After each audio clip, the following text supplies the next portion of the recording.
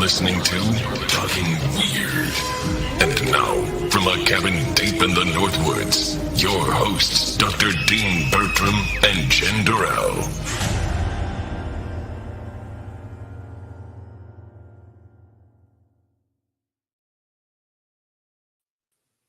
Well, hey, baby. Well, hey.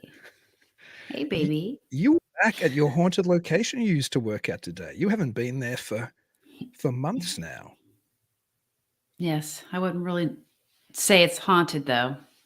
But well, I don't think you can say, but we've all heard the stories, the regular listeners to the show. So yeah, it's more residual memory imprints, that kind of thing. So yeah, I'm not as au fait with the differences, but I know you are being okay. A ghost by any other name. Yeah, well, yeah. The home's made out of limestone, so. That's what I was about to say, because it's interesting to think maybe some things have a much more natural than perhaps a supernatural explanation. We just haven't gotten to understand the science perhaps of it yet. Yeah. Even though people who listen to the show know I'm skeptical of science anyway. It's the true Fortean. Right. But speaking about scientific discoveries and things we mightn't have actually gotten to the bottom of yet, but possibly could, I think we're going to explore some of that with tonight's guest. Yes. He's a writer and director who has helped educate millions of young people and families about this world. His companies have produced educational programs for some of the nation's largest and most prestigious associations, reaching readers worldwide with information on a wide range of subjects, including health, safety, conservation, and citizenship. For over 20 years, he has explored and promoted the hypothesis of the living sky, which is absolutely fascinating. That's that the Earth's atmosphere may provide homes for a wide variety of living creatures. His landmark article on the topic, called "The Sky is Alive," was featured in Fortean Times, one of my favorite magazines, which, funnily enough, we were just talking about last week on the show. And that's the world's foremost journal of strange phenomena, as any readers or anybody interested in the paranormal, the weird, are aware of. It was selected by the magazine. This is our guest's article, which was called "The Sky is Alive." That article was selected as one of the magazine's top 40 articles ever in the celebration of its 40th anniversary. I actually remember that. I used to subscribe to the magazine back then as well. Anyway, he also helped lead an investigation into the mystery lights of Marfa, Texas, for an episode of the Travel Channel's America Declassified. Using cutting-edge technology, the team of researchers found evidence that the lights may actually be bioluminescence from unknown aerial organisms. His documentary, which we just screened at Midwest Weird Fest in Eau Claire earlier this month, Not Alone, The Life Above, absolutely fantastic. And it presents the hypothesis of atmospheric life through historic scientific evidence. Actual footage from many NASA space flights, for example, of lifelike objects in Earth's atmosphere. And the 2018 International UFO Congress awarded that film its EBE Award for Best Short UFO Film. His more recent film, The COHOKE Light, presents the results of a year-long field study of a mystery light in rural eastern Virginia. Numerous witnesses described their encounters with the light. His crew captured stunning footage that shows the COHOKE light, like other mystery lights around the planet, may actually be caused by bioluminescent aerial organisms. And I could go on and on about tonight's guest. He's incredible. He's fascinating. I'm just so delighted to welcome to the show Scott Deschaine.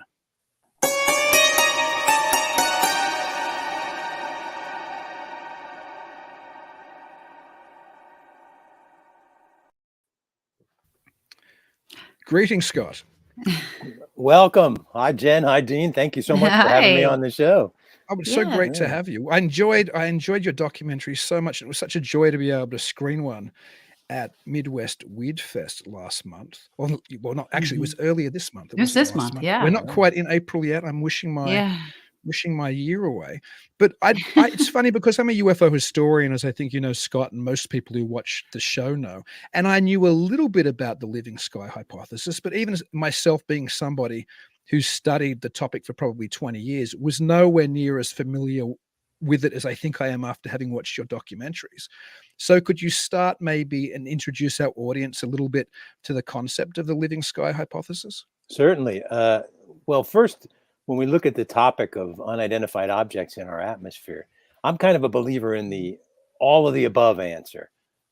Anything that we can consider as an explanation for what people see in the sky might be applicable. I mean, a lot of what people see might be meteorological phenomena. Some of them might be top secret aircraft that we haven't identified. Some of them may actually be spacecraft from another planet. But looking at the preponderance of the evidence, a lot of them seem to resemble organisms that we see in Earth's oceans.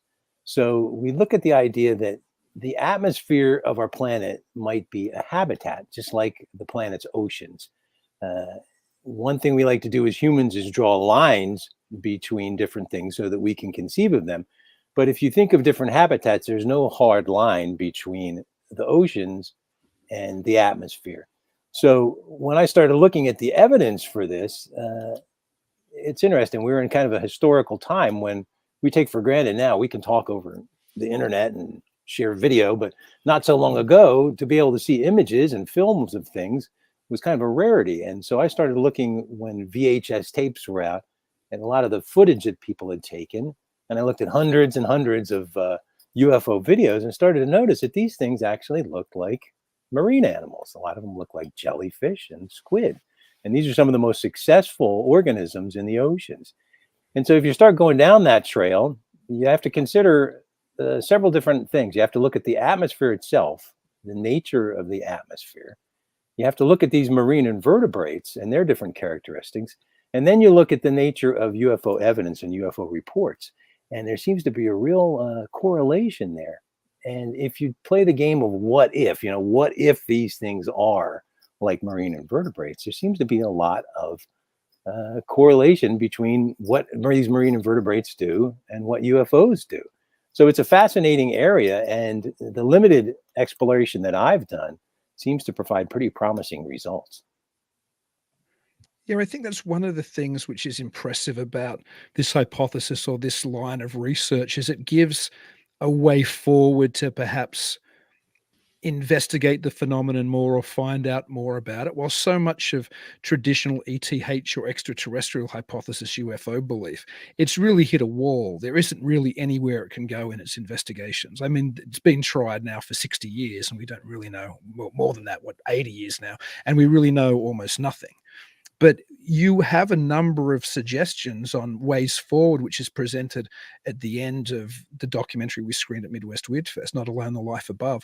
Can you suggest some of those ways? Maybe we could go forward if we take the living sky hypothesis as the position that we're following or the beginning of our jumping off spot. What kind of things can we do to further investigate the phenomenon? Well, certainly. Let me first look at the nature of the evidence, because I know we're all skeptical about science, but the scientific method is a good way to proceed going forward. So first you look at the evidence, and I've done a pretty exhaustive survey of the evidence. And that was one of the things that really encouraged me. I mean, particularly, there were a couple of flashpoints that really were very important. One was the discovery of sprites in the atmosphere. When I saw the first images that were captured of sprites that scientists described as looking like giant jellyfish, and the subsequent images of those, that was like a mind-blowing thing. And the other thing was finding all the footage from all the NASA missions. Those were just amazing. That's amazing scientific history. So you look at all that evidence and you try and form a hypothesis. And the hypothesis is, what if the atmosphere provides a habitat for a wide variety of living things? So to explore that, we have to look at potential habitats in the atmosphere. And doing that, as I started looking forward and looking at the evidence and trying to look at potential habitats, I found assurance after assurance that I was on the right track. One thing about looking at habitats is we try and find edges where different habitats meet. And when you look at the edges in the sky, just about everywhere you look at an edge as a habitat, potential habitat in the sky, you find evidence of what look like lifelike phenomena. Now, so we can identify these different areas and try and monitor them. For example, when we did the research into the COHOKE light, there was an interesting edge there in that the river by which the lights appeared was a tidal river. So you had an edge of fresh water and salt water that was constantly moving. And so these organisms could find, both types of resources there. And doing that research led me to understand some of the challenges in this research. One is, first of all, it's attention. We humans like to see easy answers, and it takes a certain type to be able to sit there and look for a long period of time and be quiet and observe things over a long period of time. And we're talking, if these things are wildlife, you can't just go out and conjure them up when you're ready to go see them. You have to be patient and wait, and they might not appear for, in some cases, years. You might not see these things for years. So that's a real challenge. And looking at after conducting that thing for over different seasons during different types of weather and different, when there were different types of vegetation and other things going on in that habitat, it made me realize that we would want to look at different levels of the atmosphere. So not only would we want to look at ground level and have maybe long-term automated cameras, but we would want to look at a higher level, maybe above, above the ground, looking down on the landscape, and then maybe even higher. So we're talking about possible tethered balloons where they might be able to maintain a larger view. Now we have 360-degree cameras that can look at a large area of the atmosphere, and we can use software to decode what that camera's recording. But it's a real challenge. I mean, we were down there looking at the COHOKE light at the railroad tracks, and we had 5 different cameras, like a low light camera, and we had an infrared camera and a high speed camera, and we were all looking down the track. And as we were looking, a light came down to this row of trees, and the light flashed green really brightly above the row of trees, and then the light from the trees flashed back up at the light, and then the light above flashed again and then flew away. And we all looked at each other and said, did anybody get that? And no one had recorded it. We had 5 cameras sitting there and nobody had recorded it. So that's just one of the challenges. It's like, these things, John Keel, the researcher, had said that, the UFOs don't want to be seen by people, and they behave like wildlife in a lot of ways. They avoid people. People have described, when they go to look at these so-called ghost lights, like the COHOKE light, is that if these things appear, I mean, it's natural for people to say, oh, wow, look at that. And when that happens, they just disappear. So this is one of the things, too, to be there, but not have a footprint and not be detected. So first of all, is identifying the habitats. And then we have to develop technology that not only will let us observe these things undetected, but observe them over long periods of time. And we might actually have to look in different areas of the electromagnetic spectrum, which our eyes can't perceive. And when I was down in Marfa with the Travel Channel, we used infrared cameras to look for the lights down there. We also use low light cameras. But you're talking about things. I use the analogy of trying to look at a soap bubble a mile away in the dark, because if these things are like marine organisms, they're composed mostly of the medium in which they live, gas and water vapor. So, one of the things that we found down with the COHOKE light, it was by accident. We were recording a bat flying around near sunset, and the light just happened to reveal there was this whole, it was like just a cavalcade of these discs flying around, and they were only barely visible in the sunset when the light was hitting them just that way. So this is one of the challenges. How can we reveal the invisible? How can we capture something that wants to be evasive? And it's going to take some determination. And one of the things that convinced me after dealing with the COHOKE light is that you can spend a lot of time at one point, but I think we'll have a better chance of success if we mount an effort over multiple places over a long period of time. I think a good start would be on the surface of the planet, where we see a lot of these ghost lights, such as the Brown Mountain lights, the Marfa lights, the COHOKE light, the Paulding light. You mentioned the Min lights. These are all areas that if we set up long-term monitoring at these situations, we might have some success at tracking how these things actually move through the skies to different points on the planet. How do you find the living sky hypothesis is received by 2 different groups I'd be interested in? Ufology, when you present it to people who I presume, are traditionally ETH or extraterrestrial hypothesis type believers, or they're committed to that idea, but also to people who are normally outside of the UFO field, like people in the hard sciences. Have you gotten much feedback from other researchers? Or Oh yeah, that's a good question. I've gotten a lot of feedback. It seems to be a real dichotomy. A lot of people really like the idea. It makes a lot of sense to folks, particularly folks that have dealt with this kind of thing, and it makes sense to them to have a natural explanation for this.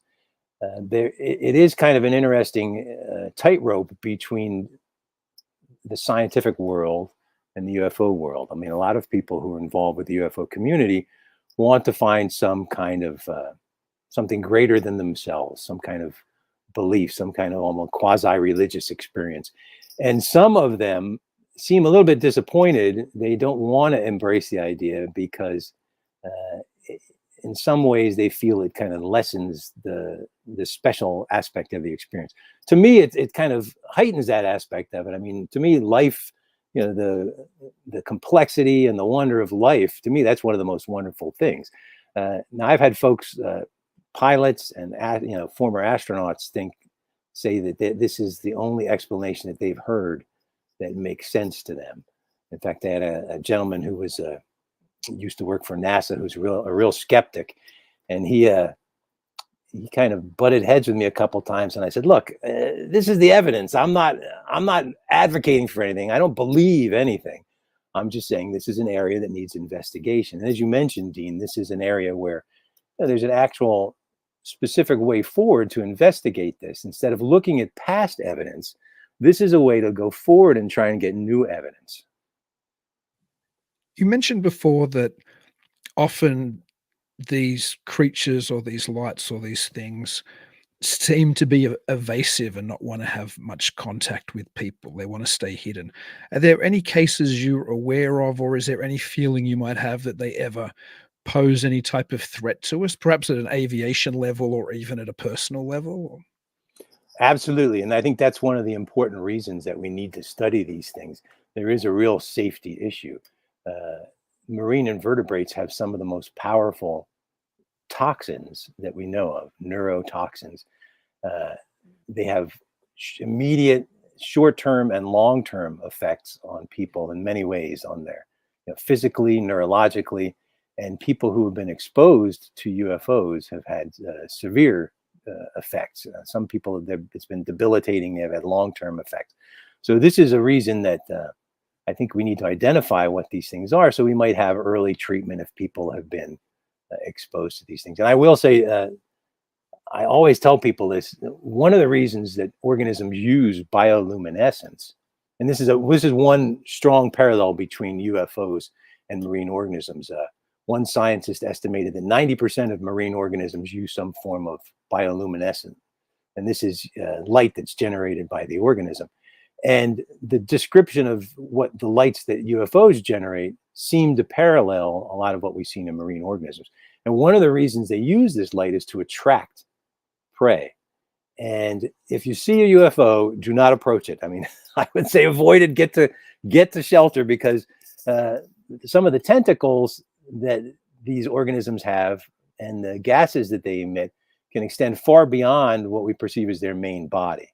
There's a story of a Pennsylvania state trooper who saw a bobbing light above an intersection, and he got out of his car and he was looking up at it, and the thing seemed to be above him, and seemed to be way above him, but it was bobbing up and down, and he felt what looked like heat on his face. And he went to work the next day, and his coworkers were teasing him. They said, "What, did you fall asleep under the sun lamp for too long?" Because his face was all red. It's the classic burn. And we don't know if that was, I mean, a lot of people think that UFO witnesses have been exposed to some kind of radiation, but the symptoms are actually parallel with the exposure to these marine neurotoxins. So yeah, that's interesting. When I was a child, as probably every second kid in Australia who spent any of their holidays on the beach, I got stung by blue bottles a number of times. It's painful when those things wrap around you.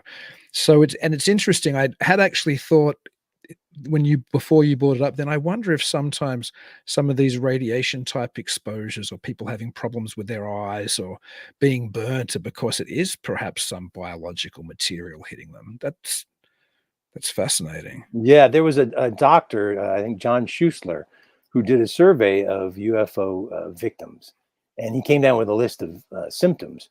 And I overlaid that with a list of symptoms from marine invertebrate exposure to marine invertebrate toxins. And it's almost an exact match. And the way that people describe these encounters with UFOs, it's like you said, it's like a struck by lightning. They feel like there's like a thunderbolt that hits them. And I think John Keel, again, said that a lot of UFO witnesses may be the lucky ones that got away. So this is an area that we need to look at for safety, because marine invertebrates, and this is, when you start looking at the idea of the parallels, you have to look at the possibilities. They have periods where they don't seem to be present, and all of a sudden they have explosions of populations, like red tides, or when you see a huge swarm of jellyfish on the beach. And there have been reports in the past, and in fact, if you go on, say, YouTube and look for swarms of UFOs, or they call them armadas or fleets or flotillas, there'll be hundreds, thousands of these things in the sky. So, if these things appear, we should be ready for them. There also is the aspect of aviation safety. There's been many cases where UFOs have shown interest and even seem to have challenged, and in some cases even harmfully interacted with aircraft. So this is something we need to be aware of, especially if we're talking about things like space tourism. I'm not sure that I'd want to be the person up there when one of these things came sniffing around. But there's also the suggestion at the end of one of your documentaries that perhaps there's some type of exopollination, or perhaps these things might be extraterrestrial, not in the sense that they're little gray men in metallic flying saucers, but perhaps they're blown, or they travel potentially from another planet in our solar system. Well, that's one of the really fascinating things about the possibility, about the hypothesis. And that's why some people are disappointed when they think, oh, these aren't ETs, they're not aliens in craft. But really, it might provide a mechanism for this kind of idea of, it's called panspermia, that there's life everywhere. One gentleman I interviewed is a scientist who sort of discovered the idea of freshwater jellyfish. One of his students brought him jellyfish from a river or a pond. And he said, where did you get these? And they said, oh, I found them in the river. And he said, well, jellyfish aren't supposed to be in fresh waters. Well, he started investigating this. His name is Terry Peard. And he found out, he put up a website, and he found out people started reporting freshwater jellyfish. They appear by the millions where there were no jellyfish reported before. And they seem to just appear overnight. And I asked him, well, where do you think these things are coming from? And he said, well, some people think they're moving through the air. And as he studied these jellyfish, he realized, they have an incredibly complex life cycle. It's hard for us as vertebrates to imagine how complex their life cycle is. We think of jellyfish as the adult Medusa, the big thing that's pulsing around, moving around. But they have almost microscopic eggs.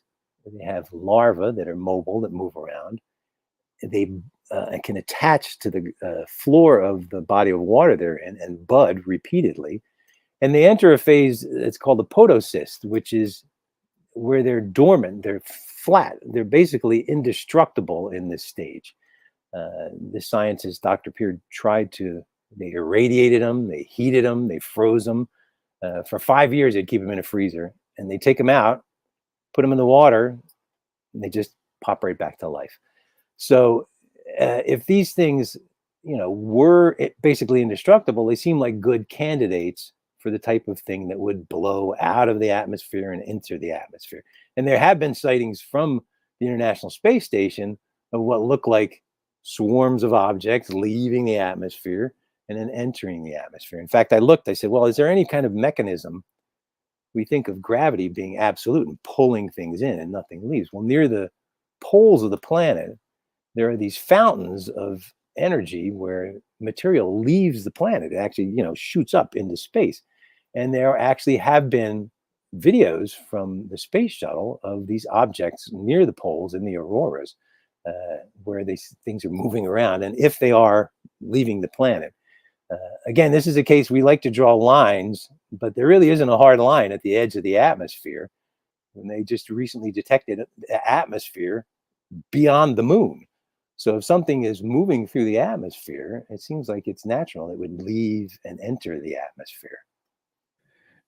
Is your sense that these various aerial beings are a different species? Like perhaps the sprites, which we should get into a little bit, might be different to the things that are seen by the International Space Station, and might be different again to a spook light or the COHOKE light or something. Does it seem to be a range of different creatures? Well, I think that's one of the beauties of this hypothesis, is that one of the things that's confounding about UFO phenomena is not only the number of reports. So many people report these things with the variety of objects that people report. And it seems to parallel the variety of marine life that we have. So I think there's a wide variety of different species that move through the atmosphere. And I don't think they're exclusive to the atmosphere. I think some of them probably move into the water and out of the water, fresh water and salt water. And I think some of them probably live in subterranean habitats in springs or caverns for part of their lives. There have been reports of these things moving in and out of volcanoes. So I think there's a wide variety of living things there. I think, I predicted if we start looking for these things, if we just look in the right places, we're going to find a whole variety of things. In fact, when scientists started looking at sprites, one of the terms they used, that this is an entirely new aerial bestiary. And it's like, well, if it looks like a jellyfish, pulses like a jellyfish, maybe it is a giant jellyfish. Yeah, so talk a little bit about sprites. I'd heard about them, but once again, your documentary informed me more about their nature than what I was just passingly aware of. Well, sprites are a phenomena that it's kind of hard for us to wrap our mind around. Not that long ago, the idea that we had millions of living things inside us that control our mood, our health, our digestion was kind of alien to us. Now we take for granted the microbiota inside our body is an important part of our habitat. It defines so much about us. So nature is like an infinite scale in both directions. This is kind of a evidence that maybe there are giant creatures that might affect our habitat. Pilots had reported flashes above thunderstorms. And not that long ago, a gentleman named Davis Sentman from the University of Alaska at Fairbanks did a study, and they recorded these images of flashes above the tops of thunderstorms. And these things look, for all the world, like giant jellyfish. And at first, scientists tried to say that they were just electrical phenomena, that they were momentary discharges of energy. And it's harder for us to believe that something so big is so fast. But the more we study these things, the more we realize that, first of all, there's many more of them than they first expected. And they seem to persist longer than we expected. They're not momentary. They found the same sprites can persist for up to 30 minutes. And they have found gravity waves. These things are so powerful, they actually create gravity waves as if they're pulsing. And they've detected infrasound, waves of infrasound as these things pulse through the atmosphere.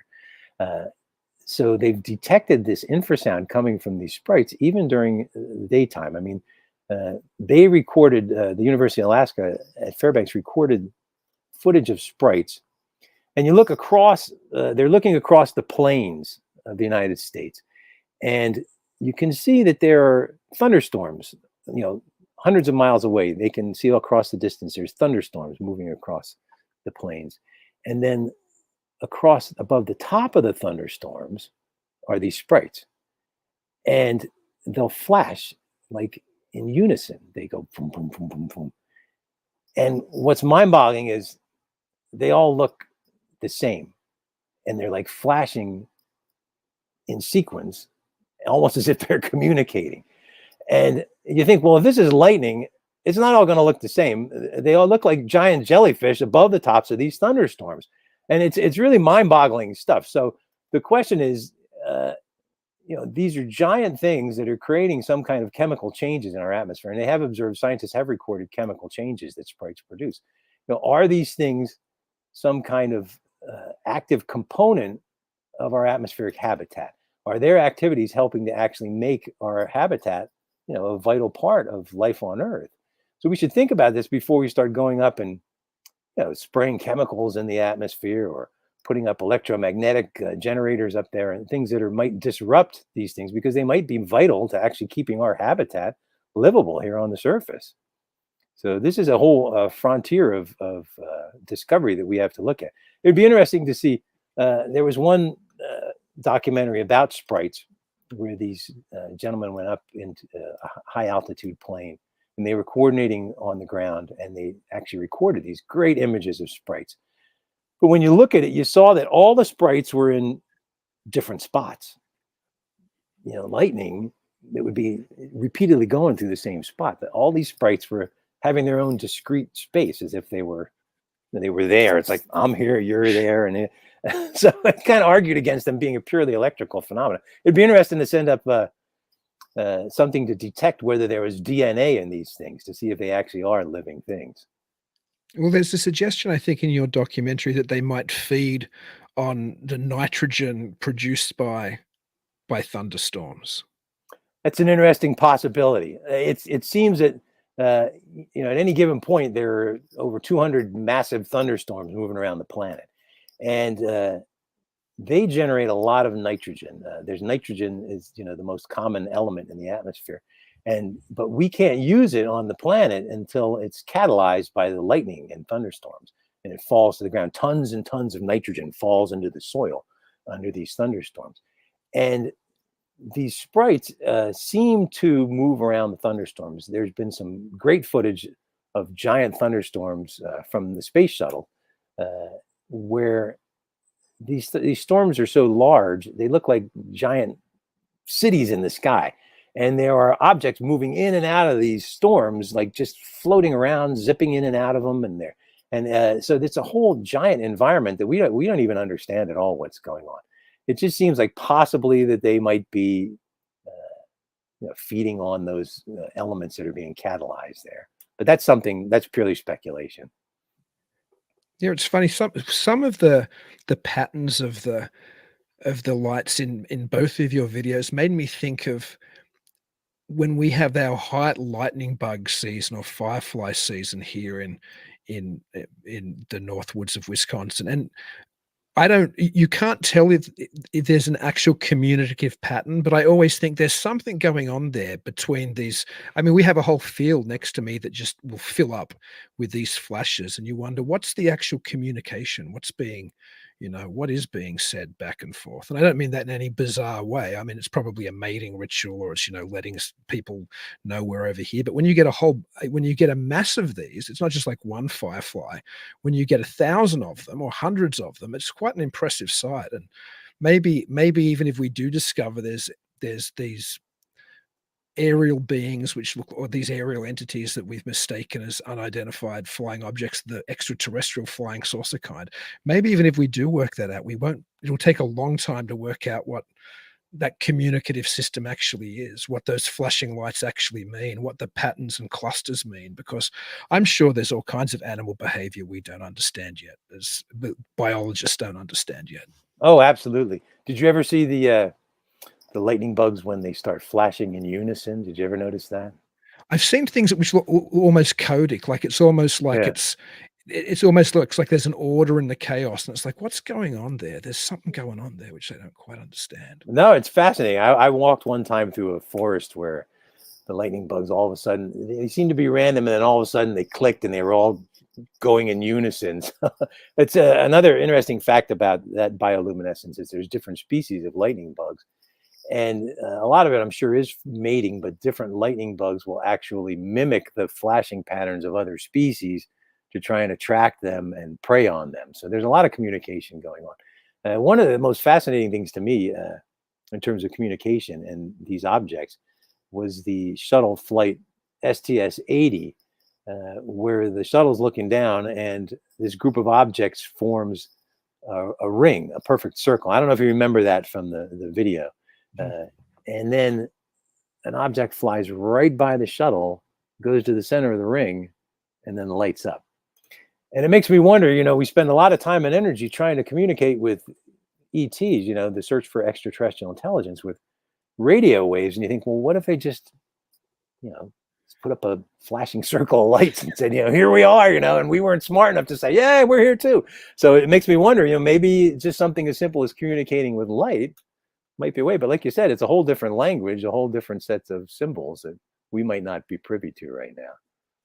And when you were talking about communicating with lights, and it made me think of the C5 initiative, Stephen Greer's kind of group, where they sit out in fields or deserts and they flash lights at the sky, and they're meant to get replies by what they take to be, again, extraterrestrials in crafts, I assume. But perhaps if somebody does get that kind of reciprocation with a flashing light, maybe it's because it's a biological entity responding to the flashing or something. Absolutely. I think, in fact, that might be a good strategy for if we investigate these things, is to do some kind of bait lights, some kind of attractant, and try and mimic the lights that are out there and see what would attract. I would almost guarantee that you're going to get something that comes down. In fact, when we were in COHOKE, we recorded a light that was flashing. And the next time we went there, we put that footage on a loop and stuck it on a laptop. So it was looping this kind of flashing disc, and put it down on the tracks. And within 3 minutes, we had lights coming down, checking it out. So there's an interesting expert on bioluminescence, deep sea bioluminescence, and they stuck a very simple bait, just a ring of lights moving around, and they stuck it down, and within an hour they had discovered a new species of squid that came to check it out. So I would imagine that we'd have the same success in the atmosphere if we just started looking for it. But you know, it's interesting. One of the challenges we face is that these things are kind of beyond our ability to comprehend, and this gets into the area of belief systems, which is, you know, what you've studied so much. And I find it fascinating that you know, Kenneth Arnold, who sort of sparked the whole modern UFO era, after studying them his whole life, he decided, you know, he concluded that they were some kind of, you know, natural fauna of the atmosphere. And I'm curious why you think that we have such a hard time maybe making that, because, you know, I've talked to people repeatedly, I've been doing this for a long time, but it's still, you run across this kind of resistance that it's not something we've integrated into our worldview. I wonder why you think that is. I think when Kenneth Arnold launched, I suppose, the modern flying saucer era, or the very term flying saucer, by his statement that they move like saucers would if you skim them across water, and then some headline writer abbreviated that to flying saucers, and then everybody was seeing discs in the air. Of course, as you mentioned, then not only did Kenneth Arnold go on to think that they were probably biological entities, he also never saw a saucer. He saw something which was much more like a delta wing craft, or like the heel of a shoe is really what he saw. But there was something about that shape that took off in the popular consciousness at the same time as science fiction, a little bit after, in fairness. Like Arnold's report comes out in 1947. At the time when they did polls in America about what people thought the flying saucers were, hardly anybody thought they were extraterrestrial in these polls. It was like Russian secret weapon, our secret weapon, weather balloon, misidentified phenomena, whatever. And then down the bottom, I think there was 6% of other. So extraterrestrial wasn't even in that initial like 90-something%. You know, assumedly, if anybody thought they were extraterrestrial craft, it was in the 6% other at the bottom. But something happened, I think, with that period in American history. You know, it was just after World War II. We were entering the Cold War. We were entering the space race. Hollywood soon picked up on the idea. So by the time that we get films like The Day the Earth Stood Still and you know, Flying Saucers, or Earth versus the Flying Saucer, these movies started to solidify the idea of flying saucers being extraterrestrial. And a number of writers, of course, Donald Kehoe, who was writing in the early 50s, George Adamski, who was writing from the more spiritual, contactee, esoteric side, that he was having contacts with the saucer occupants, all of these things came together to build this very powerful belief system that an anomalous light in the sky was a flying saucer. Because when a movie like The Day the Earth Stood Still opened, you saw a distant light in the sky, and then it slowly came closer, and it was a metallic disc, and the metallic disc landed, and the spaceman got out. So we became, as a people or as a culture, we became predisposed to think of a mysterious light representing a flying saucer, and a flying saucer being extraterrestrial. And that idea, again, I think because it was this time where it all came together. We just come out of an incredibly destructive war that spanned the globe for the first time properly ever. We knew the power of the atomic bomb. We knew the danger of aircraft. There were whole battles fought in the sky during that era. We were merging into a new, very Cold War aware science fiction, and the mythology just latched on. And I think we never came out of it. It became a very powerful new mythology of the latter 20th century, which we still have today. So I think people are very committed to that belief system. And again, I don't know. I can't prove whether there are really metallic saucers landing with people from Mars or Venus or now Zeta Reticuli or wherever they say they're from. Like, clearly, I'm a social scientist. I can't prove that. But what I think I can very clearly point out is the cultural connections. And when somebody has that type of investment in a belief system, when a whole culture does, then yeah, that's why it's harder for people who already believe to either throw it overboard altogether, or to say, well, maybe it's just bioluminescence life forms that live in our atmosphere, or maybe it's just a psychosocial phenomenon. So it's very hard for people to move out of that system. It's very culturally fixed in the collective unconscious now, I think. Well, I think the term you use, mythology, is pretty accurate. And it seems like people want to have this kind of sense of something greater than themselves that's going to come down and show us the way. And but it's interesting. On the other hand, I've had folks that have had these experiences. A lot of folks have contacted us through the website and then going to a couple of these conventions. Folks have talked to me, and it's almost a sense of relief when they realize that what they saw might have been something, really fascinating, but it's also a natural phenomena that might be explainable. So I think it's interesting that some of the earlier, even before, Arnold, you look at Charles Fort, and he was kind of a prophet in many ways. He looked at the idea that, there's a lot of weird stuff coming out of the atmosphere, and there could be living things up there. And I think it's fascinating when you look at even, ancient cultures. One of the ways that many cultures described things coming out of the sky were as gods, something greater than us. And in fact, if you look at one of the remnants of many cultures that we find around the world, it's the pyramids. In almost every culture around the world, people were building things to get up to the sky.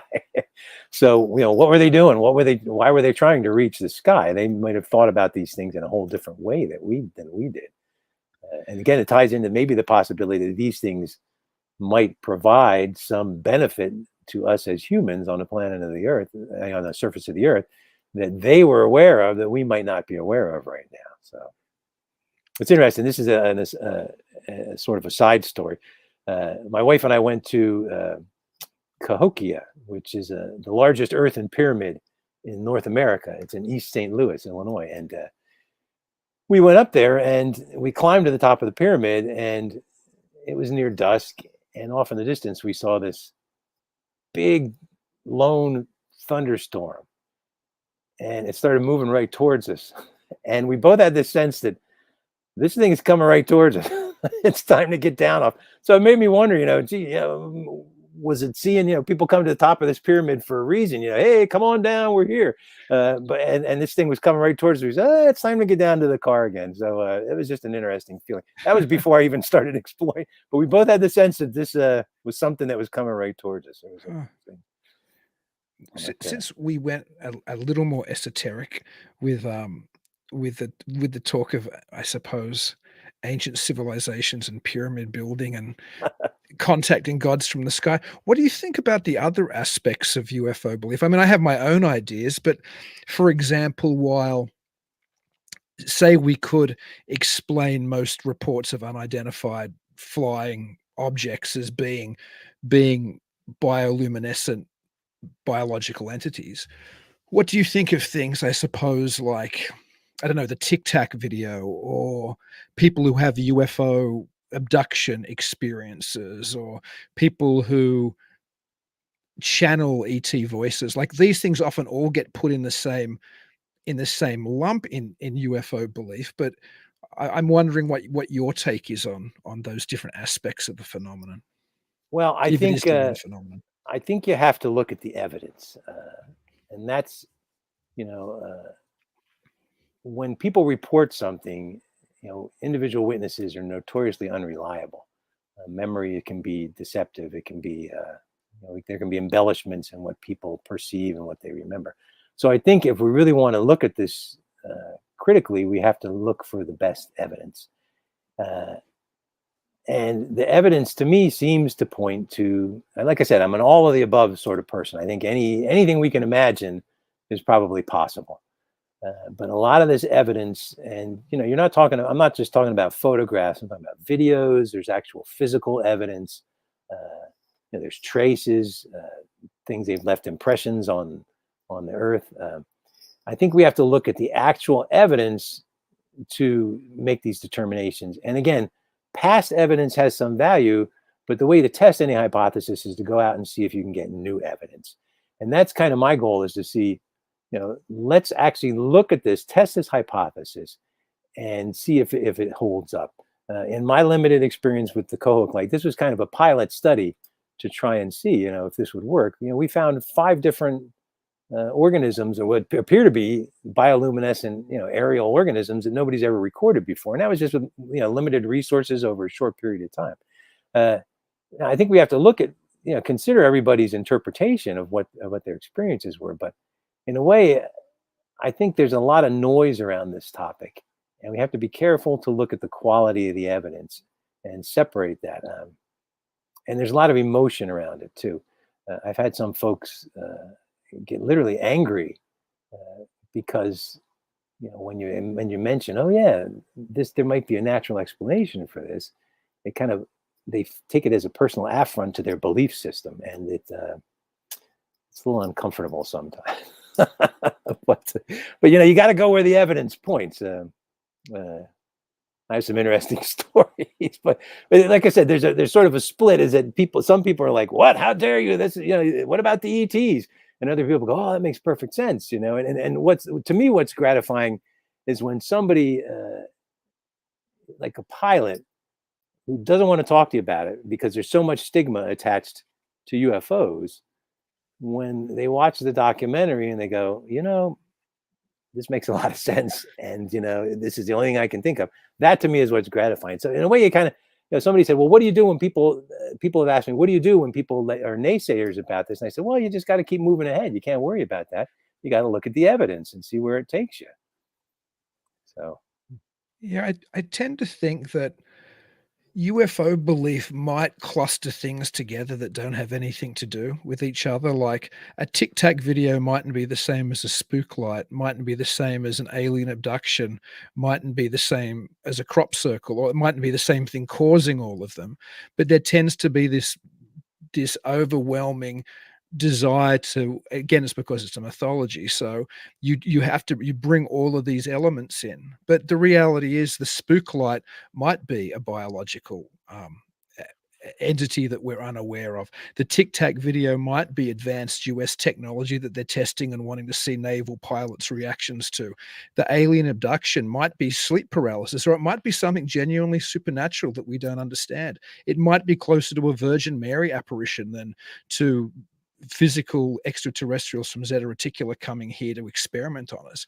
So I think we have to be careful not to do what a lot of people in various belief systems do, is lump everything anomalous into the same boat and say it's all the same thing, And that was one of the dangers in a lot of the very I suppose, significant abduction researchers in the late 80s into the 90s, or the early 80s, really into the 90s. People who would, like Bud Hopkins, for example, who, I don't want to speak ill of the dead, he's passed, of course, because he's passed now. But the idea that anything that didn't fit his version must be a screen memory. It was another way of making sure everything, all the different phenomenon would fit the pattern. And if something didn't fit the pattern, well, you didn't really see that. The ETs tricked you. There wasn't really, you know, a Virgin Mary in your bedroom, or there wasn't really a big dog in the woods. It was a screen memory, you know. So I think there is that overwhelming desire to make the anomalous all cleanly fit into whatever box that we subscribe to, but that might not be the case. These things might be all very different phenomena. I think you're right that a lot of people want to find a sort of a unified theory of these, and then there is a lot of attachment of diverse phenomena to this one explanation. You know, on the other hand, this hypothesis is interesting because it possibly explains a lot of phenomena that don't seem to be related, but might be related to this. For example, you know, falls of organic matter from the skies, you know, weird lights under the sea. And then we just saw an example recently where there's falls of birds, you know, stunned birds that seem to be paralyzed. I don't know if you saw, there was a video from a Mexican police station recently of this flock of birds that looked like they were shot out of the sky down to the ground. And it didn't look like they fell. It looked like something had sucked them up and then shot them down. So there's a lot of different, I mean, even we go so far as, you know, this kind of goes a little too far for some people. There may be the possibility that some crop circles might be caused by the movement of these creatures. An Australian Air Force, I think he was a colonel, did a research into the propulsion systems of jellyfish. And he found that they created their own vortex. They would pulse and create a vortex, and then they would ride that vortex. So they created their own vortex. And you think of Terence Mead and his explanation for plasma vortexes creating crop circles. Now, I'm not talking about some of the complex ones that may or may not be hoaxes, but some of the more run-of-the-mill, you know, saucer nests. And so they might be, you know, tracks of these kind of organisms moving through the atmosphere. So there's a lot of different phenomena. That's kind of the elegance of this hypothesis. There are a lot of different phenomena that this thing explains. But there's so much emotion and noise, and so many people have so much invested in the ET hypothesis and the experiencer phenomena, and they're looking for some kind of salvation. And I'm thinking, well, let's just look at it scientifically and let's see, you know, what the actual evidence provides. So it is a challenge to the further study of it.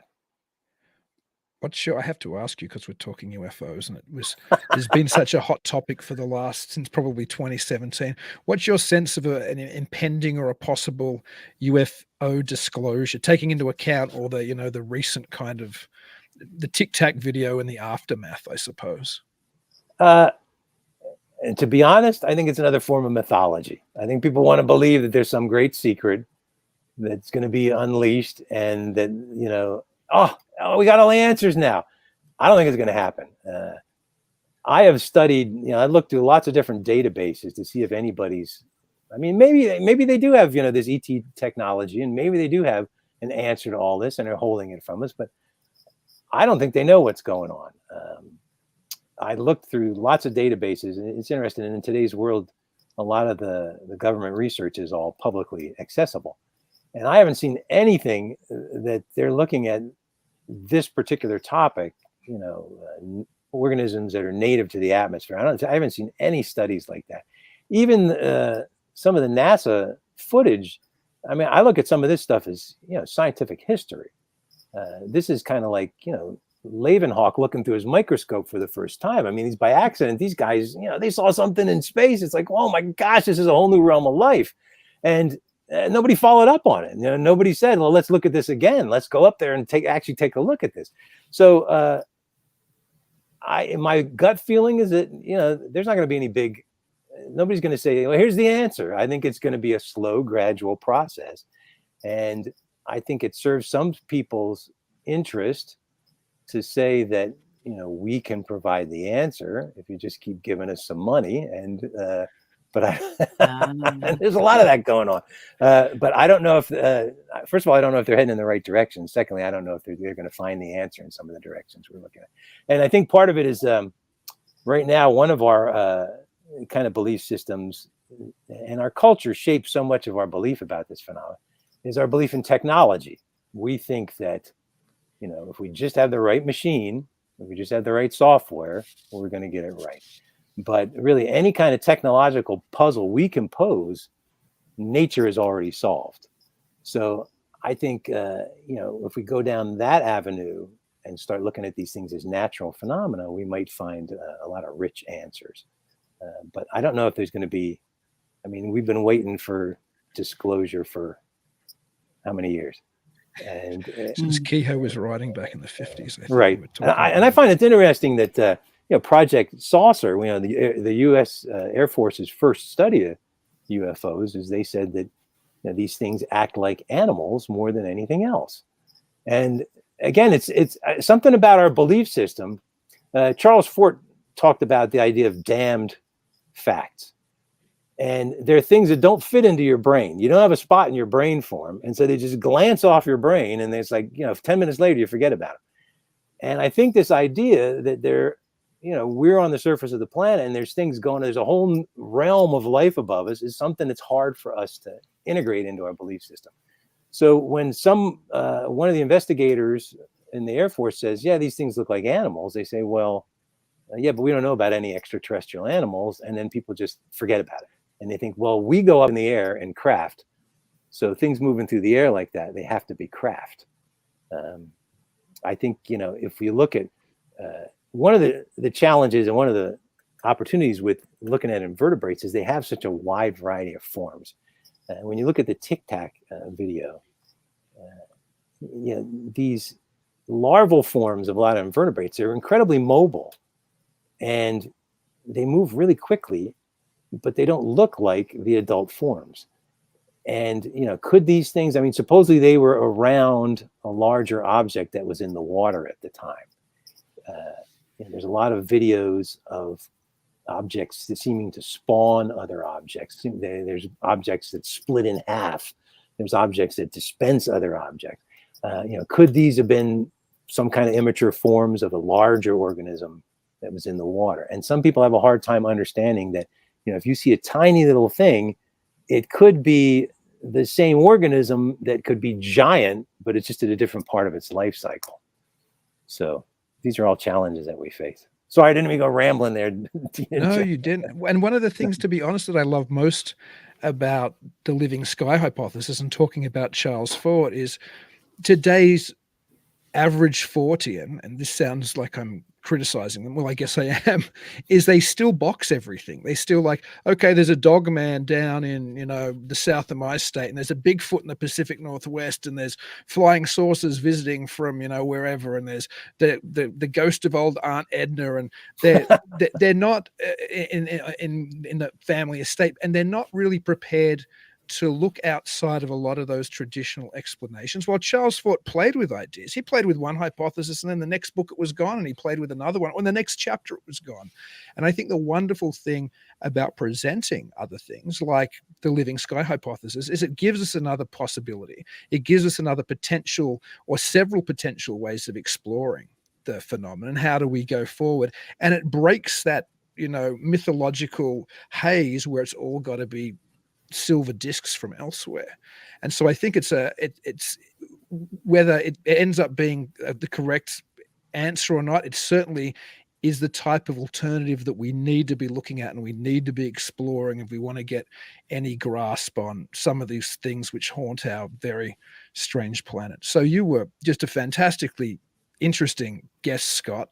And thank you. Oh, my pleasure. Thank you for coming on. If our audience want to see any of your films or follow up on what you're doing, where are some places that they can check you out? Well, we have a website, thelivingsky.com. We have a YouTube channel, The Living Sky, and there's some fascinating stuff there.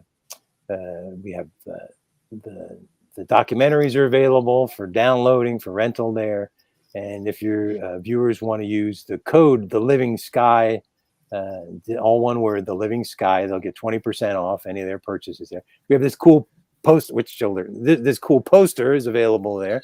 Yeah, it's an ongoing topic. There's so much. One of the things that's a challenge to me is that there's so much evidence to cover. I mean, I have a whole list of topics, and we didn't even scratch the surface of some of the topics that are available. But the challenge to me is to go forward and get new evidence, and that's the way we're going to discover if this is actually a valid hypothesis or not. So I thank you so much for the opportunity to talk with you. It's fascinating. I'm sure we got a lot more to talk about. Oh, we'll have you back for sure. I can't wait to see the next project, because you teased me before the show saying I've got another film coming. I can't tell you anything about it. And I'm like, geez, I can't wait to see that film. So keep me posted. Let's Absolutely. have you back. Let's have you back on. And until then, Scott, keep it weird. Thank you so much. Thank you.